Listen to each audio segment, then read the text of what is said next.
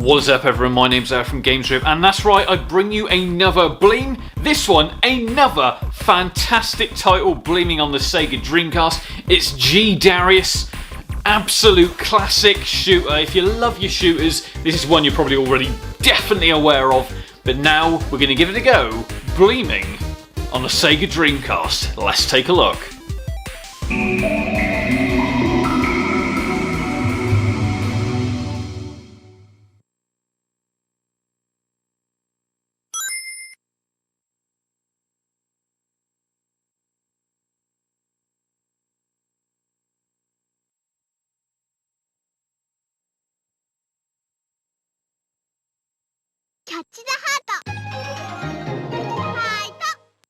So this is it, this is G-Darius, one of those PS1 games that everyone loves, so much so, the value of the game just seems to be flying through the roof right now, but hey, do not worry, because that's right, you can now Bleem it in a near perfect Bleem, so you can play it even on a better console, you know, so what's wrong with that?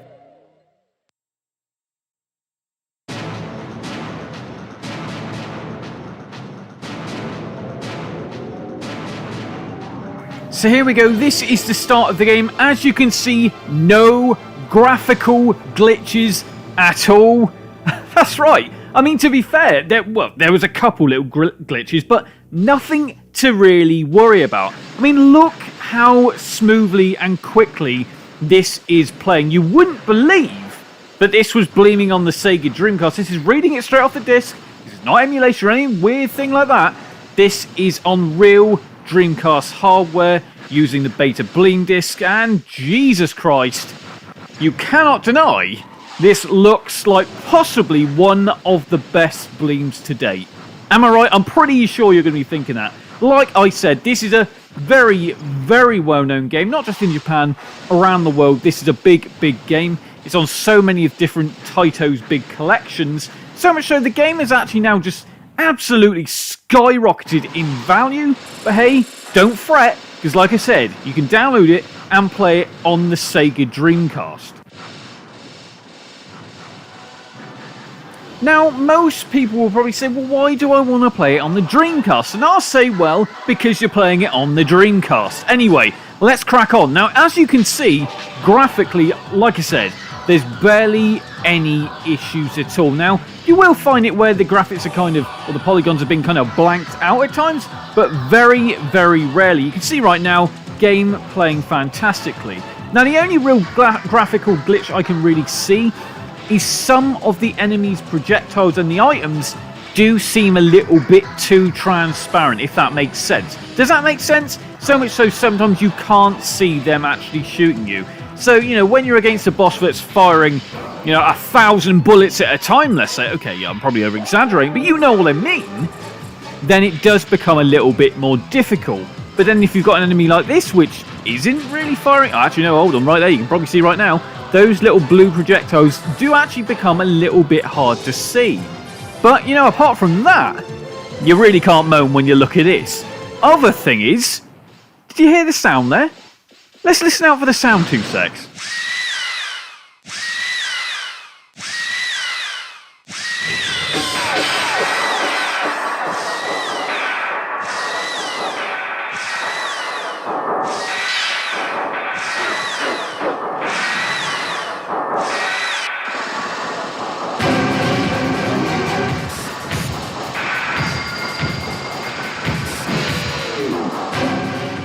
Now, you're really going to be hard pushed to see any issue there. Like I said, really it comes down to a couple tiny little glitches in the graphics. I mean, you can obviously see it also at the top where it says player, where it's got your score, etc. That is where it's kind of transparent, a little bit faded out. But apart from that, gameplay-wise, it does work pretty... you know, I'd probably say about 90%. And that's high for a Bleem, because a lot of Bleems like this weren't even technically trialed all that much. But the fact the beta Bleem disc is really doing what it should do, and yeah, I mean, it's looking absolutely fantastic. Now you're probably looking at this game and saying, why the hell am I fighting a robotic fish? Well, there is a lot of sea life here, a lot of robotic sea life that does appear in G-Darius. I mean, Christ, I nearly lost me wording there. But as you can see, very, very strange game. But that makes it awesome, because it is just that damn different. You know, shmups are kind of much of a muchness a lot of the time. And here we've got an example of a different one, but with a really, really cool attitude. The other thing I really love is the colour palette in this game. It's so vibrant. You got your kind of neon pinks, etc., etc., which gives it that really cool art style. But at the end of the day, all we're really here for is to see how well it bleems. Now, you're probably saying, does it control well? Well, as always, analog stick doesn't work, but D-pad works perfectly fine for this. Absolutely serviceable, and, you know, I mean, to be fair, who wouldn't love to use this with an arcade stick? Now, obviously, I don't have the Dreamcast arcade stick at the moment, so I couldn't say whether it does work or not. But I would like to think that it would work. Now, obviously, anyone out there, if you do have one, do let us know. Drop it in the comments below, because we'd like to see if it does work. Because if it does, that makes this Bleem that much more complete.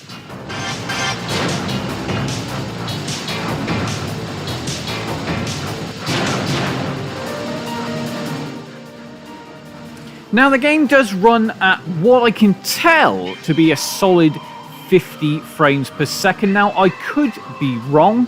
Now, obviously, I'm playing it on the PAL console, so it is playing at the 50 hertz, or 50 frames per second.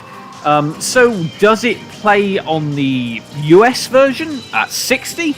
It's quite likely that it does. Obviously, Ian might be able to show that on his channel. He does have, obviously, a US console, so he might be able to show that off. But, obviously, we're showing it with 50 frames per second here, and as I said, looking absolutely fantastic, smooth, no glitches, and I am just so happy I tried this one, because I really wasn't too sure when I asked Shindogu for this whether it would work. And hey, he sent me a link, I downloaded it, and here we are now. Like I said, found out that this is clearly one of the best Bleems to date, and because, you know, the thing that makes it that much more awesome is the fact that it's a game that is just that damn expensive at the moment.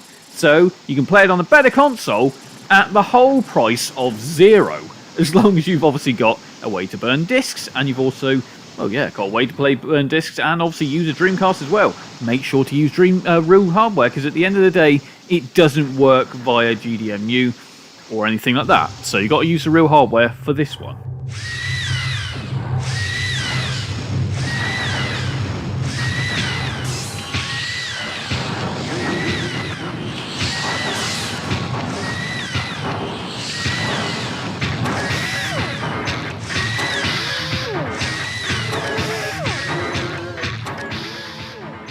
Now, unfortunately, the game doesn't have VMU support, which, you know, to be fair, does it really matter with a game like this? I mean, yeah, I guess it does, because it is a pretty damn hard game. Obviously, make sure to play it on beginner if you just want to enjoy it for the ease of enjoying a really good shoot-'em-up. Now, obviously, you can go ahead, put it on the highest difficulty, but you will probably absolutely regret it, because you know, to be fair, I only got to the 3rd or 4th level on this.